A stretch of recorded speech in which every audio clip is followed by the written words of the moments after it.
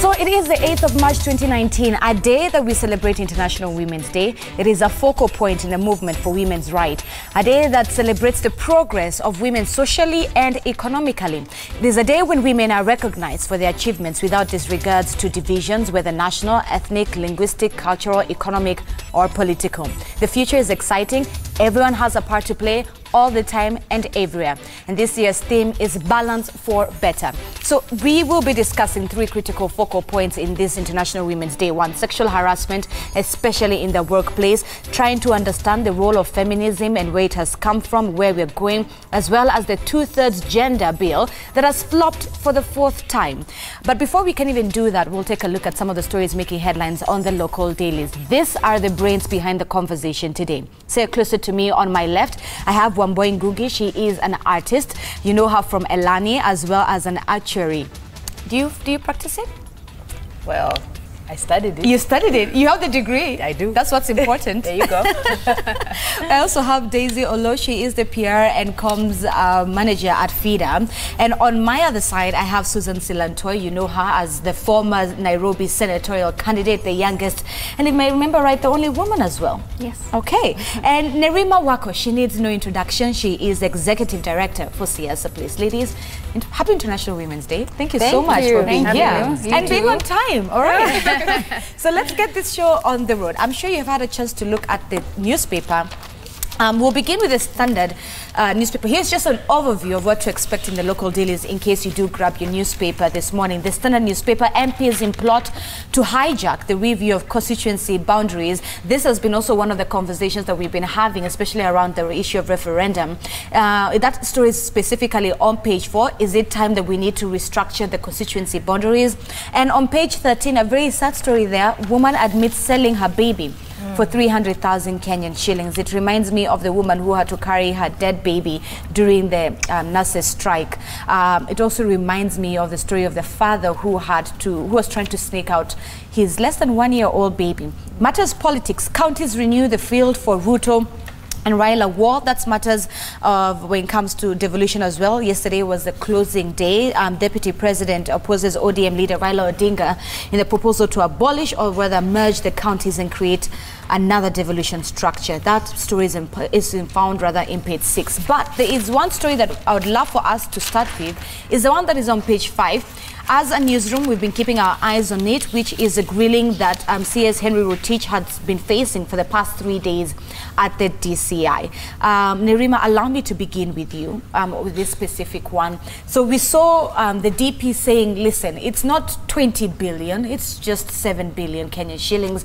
Then Rotich comes and says it's actually 20 billion Kenyan shillings. Are you confident about this grilling? 3 days, 300 questions that he had to answer, whether yes or no, with his lawyer. Are you confident with this specific DCI grilling that we'll see results come out from this dumb project that we are yet to see? Yeah, I don't think it's really about just the drilling. We've seen drilling before, even in interviews before people enter commissions and things like that. Grilling is something that Kenyans are used to, and seeing it on national television, including court cases.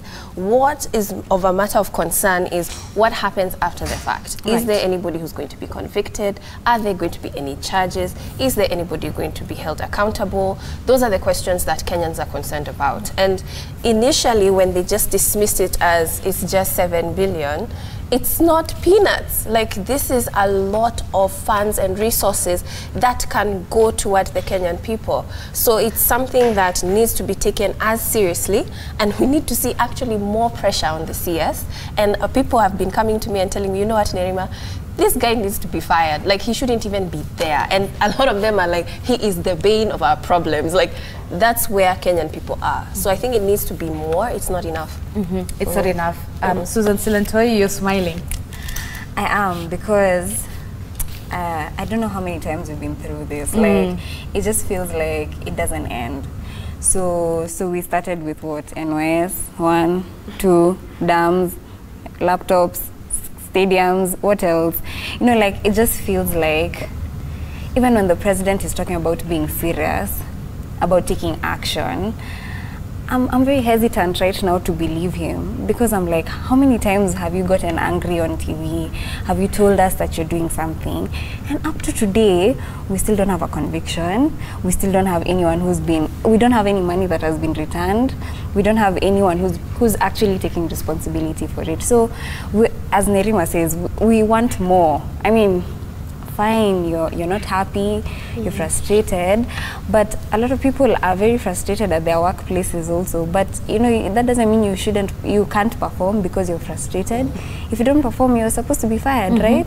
So we need more. And I think we hold politicians and people who hold public office in another standard that we don't hold ourselves. Yeah. And I think that's our down. It's what puts us down. So we should start, you know, demanding for a bit more. Okay. I think, because it's even when Mr. Rotich is telling us that we've lost 20 billion. I mean, you're the CS, right? So who is supposed to do something about this? Like, who was supposed to be to tell Kenyans where 20 billion went? Exactly, isn't it you? So I don't know what we are doing. I don't know why we pay these people this much money if we can't get answers for it, honestly. Speaking of taking responsibility, which you've mentioned, ladies, I remember the story of, although it's quite recent. In fact, yesterday we saw another minister quit back in Canada. A female minister last week came out and said she's leaving Justin Trudeau's government, parliament, because she feels like he's not doing enough in terms of even fighting graft in Canada. And yesterday rather, we've seen another minister stepping down. Daisy, do you think we'll see a time when our politicians have that integrity? Chapter 6 is not just another chapter in our constitution, that they actually do practice it. And out of integrity, you say, listen, I'm going to step down because I don't support this specific government organization. I don't support the government when it comes to do this. I don't feel as if President Uhuru Kenyatta is that serious. For you as a minister to say, I'm leaving because I'm leaving your parliament, I mean, it speaks volume. Perhaps it's a leaf that we can borrow from the West? Sure, that's a beautiful narrative, I would say. Are we there yet as a country, as a continent? No, we live in a continent where for you to leave office as a president, there must be war. There must be, you know, it must be a fight. So what is to say that a minister at that level would wake up and say, because of integrity... Daisy, let me catch you short right there. I'll get back to you. Let me hear Wamboy's thoughts on that. I could see you're nodding and you agree. I think, ladies, don't kill me. And I can see that you guys are at the front and center, at the very first line there where you're fighting for us as we support you. But we cannot negate the past. We are from so far. There's a time where we were not able to speak matters, politics, because if Moi and friends had you, you'd find yourself somewhere in a dungeon. Yet now, I can easily pick up my phone and insult the president because it's my right to speak. I now have the freedom to practice that right. We have come from far.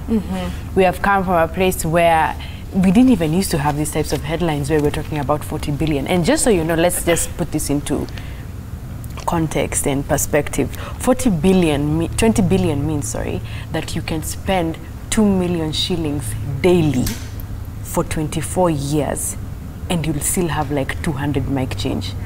Wow. Let's just understand that.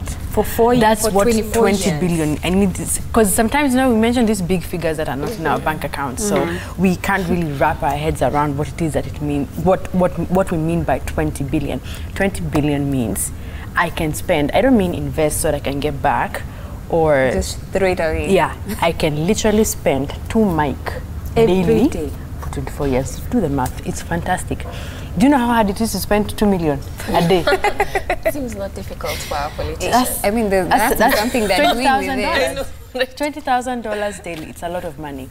So I'm disappointed that the leaders that we have chosen, that the people that are supposed to be working for us, are not understanding the jobs that they have.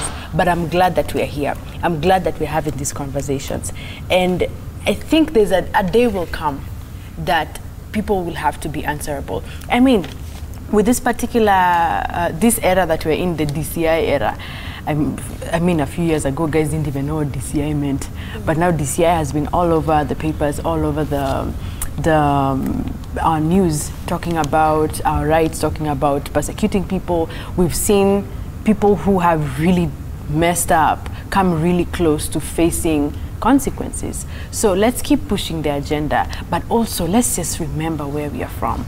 And for 1 second, be grateful that we are where we are. We are fortunate. If you go to other African countries, once you visit other African countries, that's when you really just understand that you're really fortunate to be Kenyan. Because there are people who are living lives that are not, you can't even try to understand living that life, because I mean, you only read it. There are those stories for, hey, our say, our too. We don't know who they are. So I'm grateful that I'm grateful that we can have these conversations on air without the fear of being chopped up as I approach my car. And I'm happy that we are now starting to become so conscious of our rights, to the point that when these people that are responsible for protecting us on that front are starting to look like, it still look like, which is unfortunate, are starting to look like they're going to be held accountable. So I'm looking forward to the day that we'll sit here and go like, oh, hiya, 25 years, come matter that, you know, that's what you deserve for stepping on our rights, for misusing our funds, for lying, for completely just not understanding the level of responsibility that has been placed on your hands by the voters. So I'm looking forward to that day, but I'm also really grateful that we are here. We are having conversations where now it's out in the open. You stole 20B. You have to be answerable. Yeah, it's a different time, and I appreciate that. We have come a long way as a country. Nevertheless, and a lot more needs to be done. Nerima, let me get your thoughts on that aspect. The fact that will we see a time that our African leaders, our Kenyan leaders, will actually practice Chapter 6 of the Constitution, the issue of integrity, and say, I would leave my position, you know, because I do not support a certain individual, or I do not support the president's slow response to fighting corruption. You know, when we will see someone stepping down from their position. Right. Yeah. So I'm such a history buff, and I'll say that we actually had one person step down. The second vice president of our country, Joseph Murumbi. And he stayed in office for 6 months, and he left due to corruption. He had taken over after Ginga Odinga. And I will say that the only reason within our history we are where we are is because people actually put pressure on the ground to be where we are.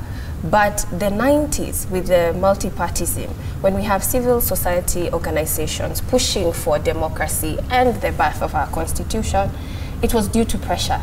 Is civil society the same today as it was in the 90s? I would say no. The church was very involved. The church is not as involved right now. So we are seeing, as much as we are here, if I measure whether we are moving in the right direction or wrong, I would say we are definitely moving slower.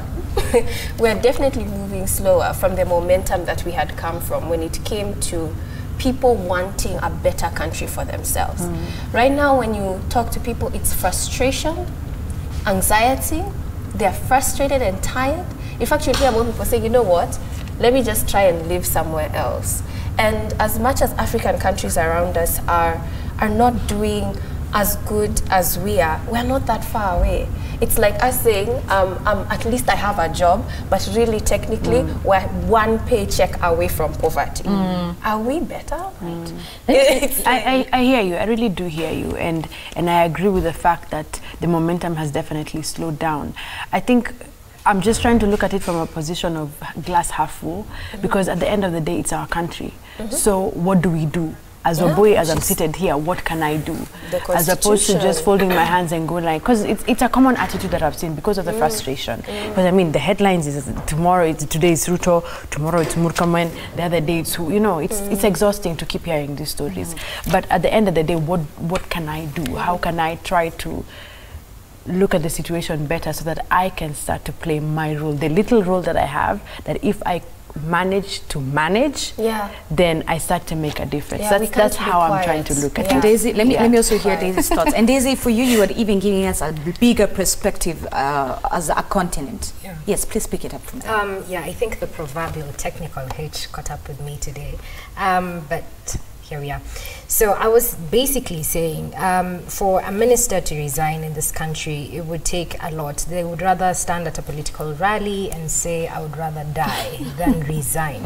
You know, and we've had this so many times in different versions from our leaders in different aspects. And so it would be such a beautiful idea, but perhaps just that, you know. So as Wampo is saying, I think there's, you know, in this day and age when we are living in an elitist, privileged, you know, kind of era where as young people, we are sitting behind a screen and we are on Twitter fighting people, but never in person to raise your voice to say, like currently there's a National People's Dialogue that's happening at the National Museum. How many people have actually been there to express their views about what's happening in the country, to state what they expect their country to look like, you know? Unfortunately, we are very well traveled. As young people, we're very well traveled, we are exposed. So we know the kind of standards that we expect, and then they're not being met here. So you just come home and you're like, okay, fine. If I can just make it day by day, I'll move on and I'll be okay. Well, ladies, the other part of the conversation is, and just to pick it up so from what Wambo is saying, that every day you wake up and you see different articles. This week it's X amount of money, next week it's this scandal and that scandal, this minister, this CS. There's a lot, cabinet reshuffle and so forth. But then, Susan, do you think that Kenyans deserve the politicians that they vote for? Because they don't come to power like that. We actually wake up at 3 a.m., go to the ballot, in your small little you know, cubicle, you take and you vote for who you want as your governor, your president, your MP. So are our leaders a reflection of us as voters? Now, that question is very loaded. Let me just try and restructure it in my own way first. To begin with, I think when people go and vote, I don't think anybody purposely goes to vote for a bad leader. I think everybody who goes to vote in their own way, believes that this person is the solution to my problems, in their own way. How they end up turning out is a whole other story. So, do we deserve the leaders we get? We voted for them. People voted for them. And at that point, yes, we do. But how they act after they've gotten elected or whatever is not in our control as citizens, honestly. And so I can't really completely 100% blame them for it. However, most of the people who are voted for have a history. I mean, there's something to go by before that. So whether people choose to ignore it when they're voting, now that is now where they can take responsibility for it. And so, is it their problem? Yes and no. Because there are people who choose to vote for the right leaders and there are people who choose to vote for the wrong leaders for whatever reason. You just came from Nigeria. I did. Tell me what you observed from watching the Nigeria's election. So first of all, I just have to give a disclaimer that as I speak now, this is my personal opinion. Yes, it does not represent the views of the African Union that I was representing.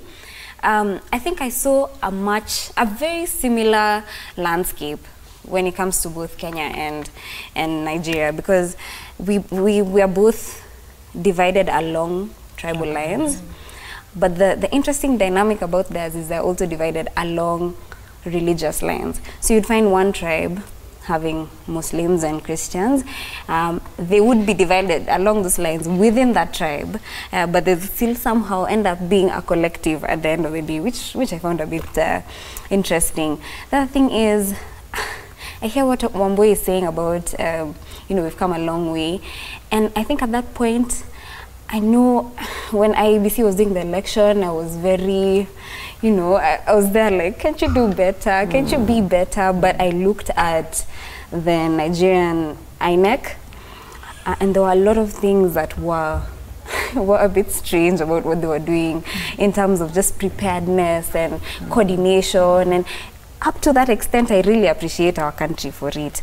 But if you look at now the political history of what they're going through as a people, we're very similar. And I think as an African continent, we go through very similar issues in terms of voting for leaders, believing that they're going to do something better for us, and then being absolutely disappointed as a citizenry, and therefore getting a lot of voter apathy. And even the turnout was really low in that election. And I foresee this in the next election, because as a citizenry, we're very frustrated.